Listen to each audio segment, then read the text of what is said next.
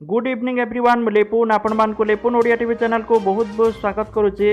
आज संध्यार कौन टॉप न्यूजेस रही चलतु देखि नबा ता पूर्व समस्त चैनल को सब्सक्राइब करी पाखर ऑल बेल आइकन को दबाई दिंतु कारण जहाँ भी लेटेस्ट इनफॉरमेशन रहा आपण मैंने सर्वप्रथमे पाइपर। तो चलतु आजिकार टॉप न्यूजेस कौन रही देखि नबा। तो देखु प्रथम अपडेट रही आज पहली रज शुभेच्छा जणाइले मुख्यमंत्री नवीन पट्टनायक और केंद्रमंत्री धर्मेंद्र प्रधान कोविड-19 समस्त नियम को मानि घरे रही रज पालन करने को परामर्श देइचंती। 2 नंबर अपडेट रही देश में तेल दर वृद्धि रे विराम लागुना तेल कंपानी माने आज पुणी थे पेट्रोल लिटर पिछा 29 पैसा डीजेल लिटर पिछा 30 पैसा वृद्धि करिसंती। या फल देश में तेल दर एवं नुआ उच्चता को छुईची। ओडिशा मालकानगिरी जिले में उभय पेट्रोल और डीजेल दर लिटर पिछा 100 टंका टपी जाइए। जहाँकि मालकानगिरी जिले में पेट्रोल लिटर पिछा 102 टंका 23 पैसा थिबा बेले डीजेल दर 100 टंका 1 पैसा रही। अन्य पक्षे भुवनेश्वर पेट्रोल लिटर पिछा 97 टंका 16 पैसा रही बेले डीजेल दर 95 टंका 11 पैसा रही तथ्य रही। 3 नंबर अपडेट रही ओडिशार पाणीपाग को लेकिन पूरा ओडिशा रे सक्रिय है मौसुमी। आज प्रबल अति प्रबल वर्षा येलो वार्निंग जारी करा जायछि। केंद्र पक्षर कहुई सुंदरगढ़ झारसुगुड़ा केन्दुझर संबलपुर देवगढ़ आदि जिले में आज प्रबल अति प्रबल वर्षा हेब। सेहीपरि कलाहांडी कंधमाल बौद्ध अनुगुल ढेंकानाल कटक बरगढ़ जाजपुर आदि जिलार किछि स्थान में प्रबल अति प्रबल वर्षा हेब। एणु एसबु जिलापाई केंद्र पक्षर येलो वार्निंग जारी करा जायछि।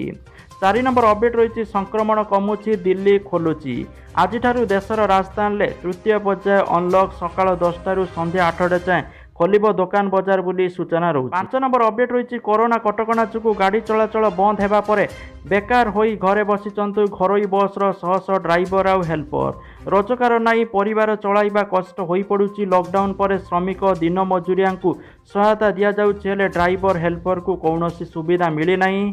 यार प्रतिवाद रे ब्रह्मपुर घरोई बस कर्मचारी संघ विक्षोभ प्रदर्शन करिसंती। 6 नंबर अपडेट रही राज्य में गत 24 घंटे 4339 कोरोना पॉजिटिव चिन्हट होती। सेमानक मध्यरु 2475 जन संगरोध केन्द्र चिन्हट होता बेले स्थानीय अंचल 1864 जन चिन्हट होती। गत 24 घंटे राज्य में आज 44 जनकर मृत्यु होती। यह फल मोट मृत्यु संख्या 3346 को वृद्धि पाई। 7 नंबर अपडेट रही 24 घंटा मध्य देश में 70,421 जन कोरोना आक्रांत चिन्हट होता बेले मृत्यु संख्या 3,921 को वृद्धि पाई। 8 नंबर अपडेट रही ओडिशा राजधानी भुवनेश्वर आज 22 कैरेट सुना मूल्य 10 ग्राम प्रति 45,740 टंका थिबा बेले 24 कैरेट सुना मूल्य 10 ग्राम प्रति 49,890 टंका थिबा लक्ष्य करा जायछि। 9 नंबर अपडेट रही दूर होईछि राज्यवासी दुख।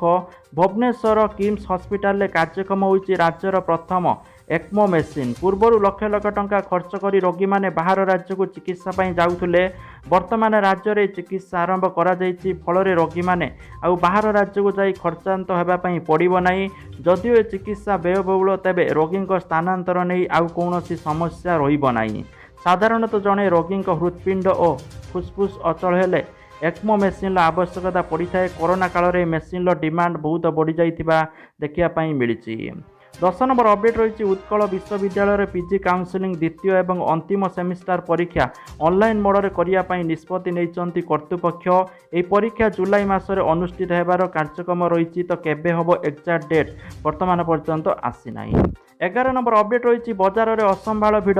2 दिन सटडाउन बंद पर मार्केट खोली आज बजार में प्रबल गहली देखा मिली। परिबा दुकान ठारू आरंभ करी सबुठी भिड़ लगाई लोक मैंने।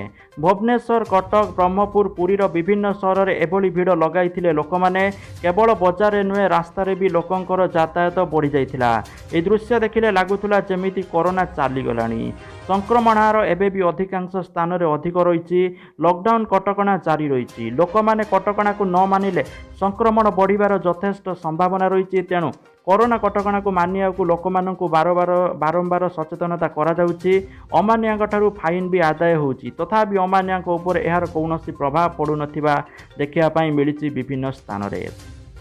12 नंबर अपडेट रही आज पहली रज कोरोना फिका कर रज उत्साह। गाँ आंब तोटारे झुलुनी दोली कि शुभुनी रज गीत। सुनसान लगुच चारिआडे लोक मैंने निज घरे रज पालन करुवा सूचना रही। 13 नंबर अपडेट रही रज पर्वर शुभ अवसर में प्रधानमंत्री नरेंद्र मोदी आज ओडिशावासी को तांकर हार्दिक शुभकामना जणाइछन्ति। उभय ओडिया ଆଉ ଇଂରାଜୀ ଭାଷାରେ ଟ୍ୱିଟ୍ କରି ପ୍ରଧାନମନ୍ତ୍ରୀ ଲେଖିଛନ୍ତି ରଜ ପର୍ବର ଶୁଭ ଅବସରରେ ଆନ୍ତରିକ ଶୁଭେଚ୍ଛା ସମସ୍ତଙ୍କର ସ୍ୱାସ୍ଥ୍ୟ ମଙ୍ଗଳ ପାଇଁ ପ୍ରାର୍ଥନା କରୁଛି। 14 ନମ୍ବର ଅପଡେଟ୍ ରହିଛି ପର୍ଯ୍ୟଟନ ଶିଳ୍ପ ପାଇଁ ଆସିବ ଆର୍ଥିକ ପ୍ୟାକେଜ। ମୁଖ୍ୟମନ୍ତ୍ରୀ ନବୀନ ପଟ୍ଟନାୟକ ଶୀଘ୍ର ଘୋଷଣା କରିବେ। ଫିକି ଓଡ଼ିଶା ପକ୍ଷରୁ ଆୟୋଜିତ କୋଭିଡ୍-19 ରାଜ୍ୟ ପର୍ଯ୍ୟଟନ କ୍ଷେତ୍ରରେ ପ୍ରଭାବ ଶୀର୍ଷକ ୱେବନାରରେ ମୁଖ୍ୟ ଅତିଥି ଭାବେ ଯୋଗଦେଇ ରାଜ୍ୟ ପର୍ଯ୍ୟଟନ ମନ୍ତ୍ରୀ ଜ୍ୟୋତି ପ୍ରକାଶ ପାଣିଗ୍ରାହୀ ଏହି ସୂଚନା ଦେଇଛନ୍ତି। ସେ କହିଛନ୍ତି ଓଡ଼ିଶାର ପର୍ଯ୍ୟଟନକୁ ବିଶ୍ୱସ୍ତରୀୟ କରିବାକୁ ମୁଖ୍ୟମନ୍ତ୍ରୀ ନବୀନ ପଟ୍ଟନାୟକ ଚାହୁଁଛନ୍ତି। 15 ନମ୍ବର ଅପଡେଟ୍ ରହିଛି ଜୁଲାଇ ମାସ 1 ତାରିଖରୁ ଡ୍ରାଇଭିଂ ଲାଇସେନ୍ସର ନୂଆ ନିୟମ। ବିନା ଟେଷ୍ଟ ଦେଇ ମିଳିବ ଲାଇସେନ୍ସ। ଏଣିକି ଗାଡ଼ି ଚାଳକଙ୍କୁ ଡ୍ରାଇଭିଂ ଲାଇସେନ୍ସ କରିବାକୁ ପରିବହନ କାର୍ଯ୍ୟାଳୟକୁ ଯାଇ ଡ୍ରାଇଭିଂ ଟେଷ୍ଟ ଦେବାର ଆବଶ୍ୟକ ପଡ଼ିବ ନାହିଁ। ସଡ଼କ ଓ ପରିବହନ ମନ୍ତ୍ରାଳୟ ଡ୍ରାଇଭିଂ ଲାଇସେନ୍ସର ନିୟମରେ ପରିବର୍ତ୍ତନ ଆଣିଛନ୍ତି। ଦେଶରେ କୋଟି କୋଟି ଲୋକ ଡ୍ରାଇଭିଂ ଲାଇସେନ୍ସ କରିବା ପାଇଁ ଉଦ୍ୟମ କରୁଛନ୍ତି, କିନ୍ତୁ ୱେଟିଂ ଦୀର୍ଘ ହେବାରୁ ବହୁତ ବିଳମ୍ବ ହେଉଛି। ଏବେ ଏମାନଙ୍କୁ ଅଧିକ ଅପେକ୍ଷା କରିବା ପାଇଁ ଆଉ ପଡ଼ିବନି। ସେହିପରି ଆର୍ଟିଓ କାର୍ଯ୍ୟାଳୟ ପଛରେ ପଡ଼ିବାକୁ ହେବ ନାହିଁ ବୋଲି ତଥ୍ୟ ରହୁଛି। ସଡ଼କ ଓ ପରିବହନ ମନ୍ତ୍ରାଳୟ ପକ୍ଷରୁ ଜାରି ନୂଆ ନିୟମ ଅନୁସାରେ କୌଣସି ବ୍ୟକ୍ତି ସରକାରୀ ପଞ୍ଜୀକୃତ ଡ୍ରାଇଭିଂ ଟ୍ରେନିଂ ସେଣ୍ଟରରୁ ପାସ୍ କରିଛନ୍ତି ତାଙ୍କୁ ଲାଇସେନ୍ସ ଲାଗି ଆବେଦନ କରିବା ସମୟରେ ଆର୍ଟିଓରେ ହେଉଥିବା ଡ୍ରାଇଭିଂ ଟେଷ୍ଟରୁ ମୁକ୍ତ ରଖାଯିବ। ଅର୍ଥାତ୍ ତାଲିମଧାରୀଙ୍କୁ ଡ୍ରାଇଭିଂ ଟେଷ୍ଟ ଦେବା ପାଇଁ ପଡ଼ିବନି। ସେହି ବ୍ୟକ୍ତିଙ୍କର ଡ୍ରାଇଭିଂ ଲାଇସେନ୍ସ ଘରୋଇ ଡ୍ରାଇଭିଂ ଟ୍ରେନିଂ ସେଣ୍ଟର ସାର୍ଟିଫିକେଟ୍ ଆଧାରରେ ପ୍ରସ୍ତୁତ କରିଦିଆଯିବ ବୋଲି ତଥ୍ୟ ରହିଛି। 16 ନମ୍ବର ଅପଡେଟ୍ ରହିଛି ସୁଶାନ୍ତ ସିଂ ରାଜପୁତଙ୍କ ମୃତ୍ୟୁ ମାମଲାକୁ ବର୍ଷେ ବିତିଲା। ଆଜି ତାଙ୍କର ବର୍ଷିକ। ଆଜି ବି ମନେ ପଡ଼ୁଛି ତାଙ୍କର ନିଖୁଣ ଅଭିନୟ ବୋଲି ସୂଚନା ରହିଛି। 17 ନମ୍ବର ଅପଡେଟ୍ ରହିଛି କୋଭିଡକୁ ନୁହେଁ ବରଂ ଟିକା ନା ଶୁଣିଲେ ଭୟ। ରାଜ୍ୟର ବିଭିନ୍ନ ଆଦିବାସୀ ଅଞ୍ଚଳର ଲୋକେ ଟିକା ନେବାକୁ ଅମଙ୍ଗ ହେଉଛନ୍ତି। କିଏ କହୁଛି ଦେହ ଠିକ୍ ଅଛି ଟିକା ନେବୁନି, ତ କିଏ କହୁଛି ଟିକା ନେଲେ କୁଆଡ଼େ ଦେହ ଖରାପ ହୋଇଯିବ। କୋଭିଡ୍ ଟିକା କଥା କହିଲେ ଆଶା ଆଉ ସ୍ୱାସ୍ଥ୍ୟକର୍ମୀଙ୍କୁ ସିଧା ସିଧା ବିରୋଧ କରୁଛନ୍ତି ଲୋକମାନେ। ତେବେ କୋଭିଡ୍ ଟିକା ଜମା କ୍ଷତିକାରକ ନୁହେଁ ବୋଲି କହିବା ସହିତ ସମସ୍ତେ ଟିକା ନେବାକୁ ଅପିଲ କରିଛନ୍ତି ଡିଏମ୍ଇଟି। 18 ନମ୍ବର ଅପଡେଟ୍ ରହୁଛି ଦେଶରେ ଧୀରେ ଧୀରେ କରୋନା ସଂକ୍ରମଣରେ ଲାଗୁଛି ବ୍ରେକ୍। ଲଗାତାର କିଛି ଦିନ ଆକ୍ରାନ୍ତଙ୍କ ସଂଖ୍ୟା ହ୍ରାସ ପାଇବାରେ ଲାଗିଛି, ହେଲେ ଏବେ ବି ବିଭିନ୍ନ ରାଜ୍ୟରେ ପଜିଟିଭ୍ ସଂଖ୍ୟାକୁ ନେଇ ଚିନ୍ତା ବଢ଼ିବାରେ ଲାଗିଛି, ଯେଉଁଥିପାଇଁ ଲକଡାଉନ୍ କଟକଣା ଲଗାଇଛନ୍ତି ରାଜ୍ୟ ସରକାର। ତ ଏହି କ୍ରମରେ ହରିୟାଣାରେ ପୁଣି ଲକଡାଉନ୍ ଅବଧି ବଢ଼ାଇଛନ୍ତି ହରିୟାଣା ସରକାର। ସପ୍ତାହ ପାଇଁ ଅର୍ଥାତ୍ ଜୁନ୍ ମାସ 21 ତାରିଖ ପର୍ଯ୍ୟନ୍ତ ରାଜ୍ୟରେ ଲକଡାଉନ୍ କଟକଣା ଲଗାଇଛନ୍ତି ହରିୟାଣା ସରକାର। ସରକାରଙ୍କ ପକ୍ଷରୁ ଜାରି ହୋଇଥିବା ଗାଇଡଲାଇନ୍ ଅନୁଯାୟୀ 50% କର୍ମଚାରୀଙ୍କୁ ନେଇ କାର୍ଯ୍ୟ କରିବ ଘରୋଇ ସଂସ୍ଥା। ଏହି ସମୟ ମଧ୍ୟରେ ସମସ୍ତ ଦୋକାନ ସକାଳ 9ଟାରୁ ରାତି 8ଟା ପର୍ଯ୍ୟନ୍ତ ଖୋଲା ରହିବ। ସପିଂ ମଲ୍ ସକାଳ 10ଟାରୁ ରାତି 8ଟା ପର୍ଯ୍ୟନ୍ତ, ହୋଟେଲ ରେଷ୍ଟୁରାଣ୍ଟ ସକାଳ 10ଟାରୁ ରାତି 10ଟା ପର୍ଯ୍ୟନ୍ତ ଖୋଲା ରହିବ। ସେହିପରି 52% ଗ୍ରାହକଙ୍କୁ ନେଇ ଖୋଲା ରହିବ ଜିମ୍। ଗାଇଡଲାଇନ୍ ଅନୁଯାୟୀ କରୋନା କଟକଣା ମାନିବା ପାଇଁ କୁହାଯାଇଥିବା ତଥ୍ୟ ରହିଛି। 19 ନମ୍ବର ଅପଡେଟ୍ ରହିଛି ଏଲିଏନ୍ଙ୍କ ସହିତ ସମ୍ପର୍କ ରଖିଲେ ଘଟିବ ଏପରି ବଡ଼ ଧରଣର କ୍ଷତି, ଚେତାବନୀ ଦେଲେ ବୈଜ୍ଞାନିକମାନେ।